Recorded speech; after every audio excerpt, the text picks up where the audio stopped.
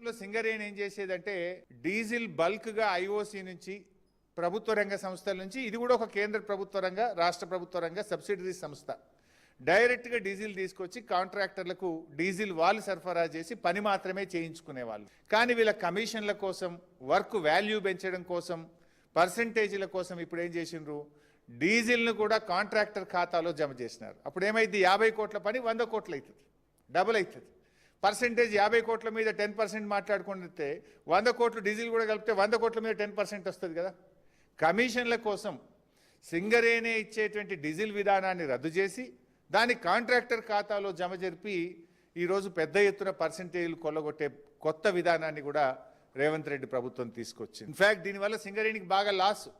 ఎప్పుడైనా కాంట్రాక్టర్కి bill చెల్లించినప్పుడు 18% GST కట్టాల్సి ఉంటుంది. నువ్వు 50 కోట్లు పని చేస్తే 50 కోట్ల మీదనే నీకు జీఎస్టీ కట్టాలి. ఇప్పుడు డీజిల్ కూడా కలిపితే ఏమవుతుంది, అది డబుల్ రేట్ అవుతుంది, 100 కోట్లు అవుతుంది 50 కోట్ల పని.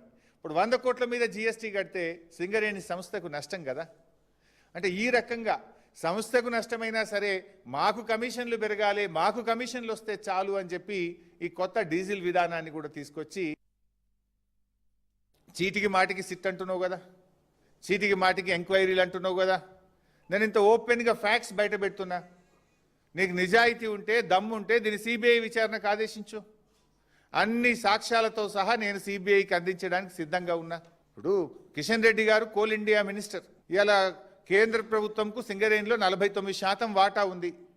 కిషన్ రెడ్డి గారు ఇవాళ రేవంత్ రెడ్డితో బీజేపీకి అక్రమ సంబంధం లేకపోతే, రేవంత్ రెడ్డి బీజేపీల మధ్య చీకటి ఒప్పందం లేకపోతే వెంటనే దీని మీద సిబిఐ విచారణకు ఆదేశించాలని నేను బీజేపీ పార్టీని కిషన్ రెడ్డి గారిని నేను డిమాండ్ చేస్తా ఉన్నా. మీరు కుమ్మక్కు కాకపోతే ఆదేశించండి, మీరు సిబిఐ విచారణకు ఆదేశించండి. నా దగ్గర ఉన్న అన్ని ఆధారాలు తెచ్చి నేను సిబిఐకి ఇవ్వడానికి సిద్ధంగా ఉన్నా. నేను చెప్పిన ప్రతి విషయం మీద కూడా నా దగ్గర ఆధారం ఉంది. అందుకే ఇవాళ మీరు ఇంకోటి గమనిస్తే 2 సంవత్సరాల నుంచి సింగరేణికి ఒక పర్మనెంట్ సీఎండీ లేడు.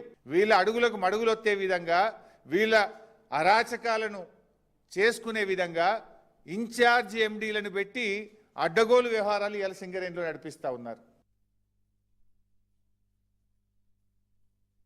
గతంలో సింగరేణి ఏం చేసేదంటే డీజిల్ బల్క్ గా ఐఓసి నుంచి ప్రభుత్వ రంగ సంస్థల నుంచి ఇది కూడా ఒక కేంద్ర ప్రభుత్వ రంగ రాష్ట్ర ప్రభుత్వ రంగ సబ్సిడరీ సంస్థ డైరెక్ట్ గా డీజిల్ తీసుకొచ్చి కాంట్రాక్టర్లకు డీజిల్ వాళ్ళు సరఫరా చేసి పని మాత్రమే చేయించుకునేవాళ్ళు. కానీ వీళ్ళ కమిషన్ల కోసం వర్క్ వాల్యూ పెంచడం కోసం పర్సెంటేజీల కోసం ఇప్పుడు ఏం చేసిండ్రు, డీజిల్ను కూడా కాంట్రాక్టర్ ఖాతాలో జమ చేసినారు. అప్పుడు ఏమైంది, 50 కోట్ల పని 100 కోట్లు అవుతుంది, డబుల్ అవుతుంది.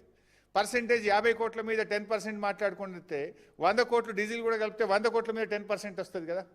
కమిషన్ల కోసం సింగరేణి ఇచ్చేటువంటి డీజిల్ విధానాన్ని రద్దు చేసి దాని కాంట్రాక్టర్ ఖాతాలో జమ జరిపి ఈరోజు పెద్ద ఎత్తున పర్సెంటేజ్లు కొల్లగొట్టే కొత్త విధానాన్ని కూడా రేవంత్ రెడ్డి ప్రభుత్వం తీసుకొచ్చింది. ఇన్ఫ్యాక్ట్ దీనివల్ల సింగరేణికి బాగా లాస్.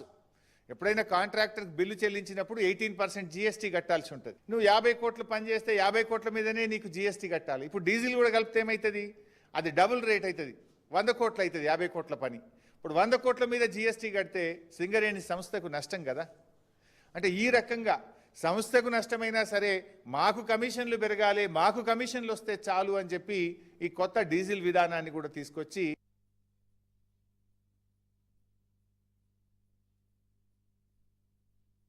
చీటికి మాటికి సిట్ అంటున్నావు కదా, చీటికి మాటికి ఎంక్వైరీలు అంటున్నావు కదా. నేను ఇంత ఓపెన్గా ఫ్యాక్ట్స్ బయట పెడుతున్నా. నీకు నిజాయితీ ఉంటే దమ్ము ఉంటే దీన్ని సిబిఐ విచారణకు ఆదేశించు. అన్ని సాక్ష్యాలతో సహా నేను సిబిఐకి అందించడానికి సిద్ధంగా ఉన్నా. ఇప్పుడు కిషన్ రెడ్డి గారు కోల్ ఇండియా మినిస్టర్. ఇలా కేంద్ర ప్రభుత్వంకు సింగరేణిలో 49% వాటా ఉంది. కిషన్ రెడ్డి గారు ఇవాళ రేవంత్ రెడ్డితో బీజేపీకి అక్రమ సంబంధం లేకపోతే, రేవంత్ రెడ్డి బీజేపీ